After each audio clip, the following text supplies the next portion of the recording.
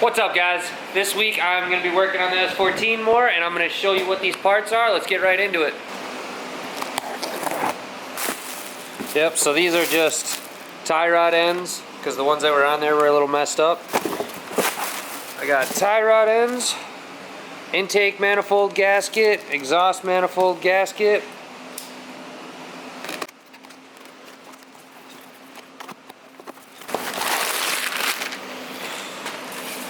Got a new flywheel here.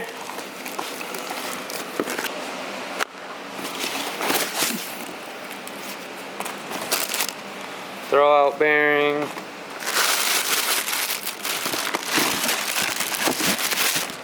First time with a white pressure plate, that's kind of flossy. Alignment tool. Should be a pilot bearing in here too.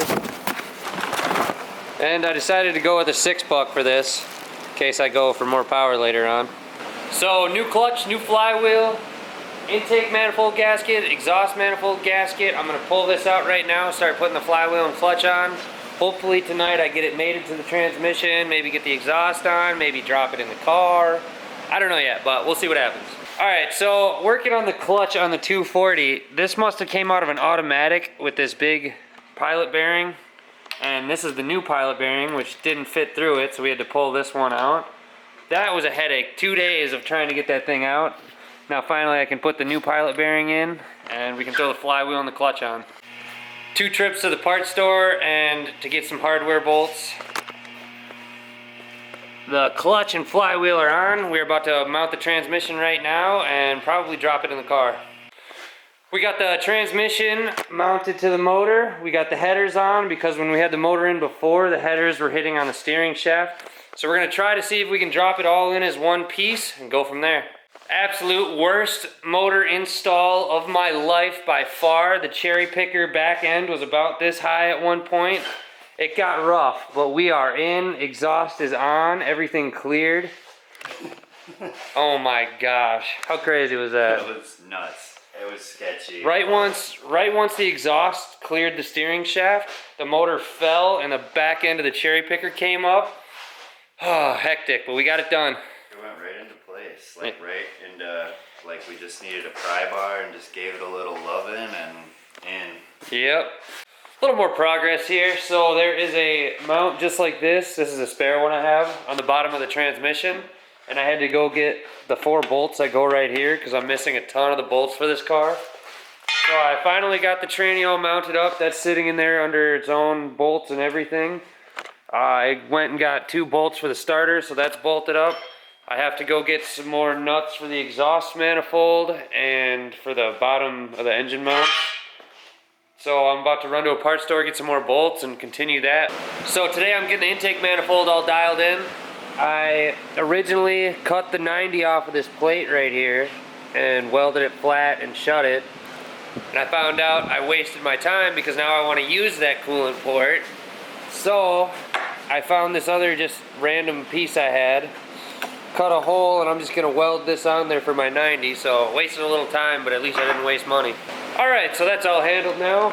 This piece right here is back on track, no big deal. I need the coolant lines for both of these to go to the heater core, and then this line right here goes to the intake manifold. And once I get those 3 coolant lines, which I'm gonna have to either make something work or go find them, I'll be ready to put the intake manifold on. Gotta keep it moving. Alright, so I'm getting ready to put the intake on. I had to, this is a custom hose, just came off that roll. This was just in the back room at O'Reilly's. It didn't come with any coolant hoses, so I just walked around the back of O'Reilly's and found this one that'll work to go from here to right here on the engine. So now that I got all that, and I had to buy hardware store bolts for the intake manifold.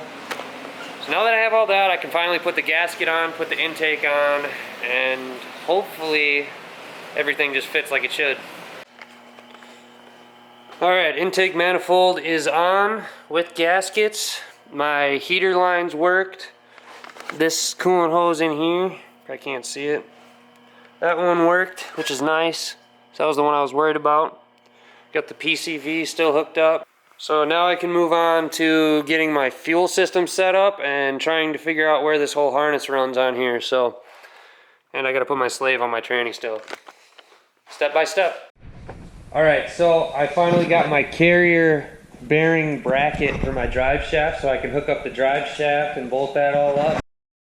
My wiring harness and my ECU are from this motor, which was in an automatic car.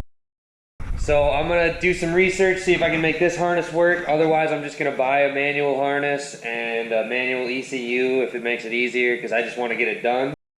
I'm starting to look at the fuel system. I need to order a power steering pump. But I'm gonna call it for this week. That is it. If you like it, give us a like, comment, subscribe. We'll see you next week. Thanks for watching.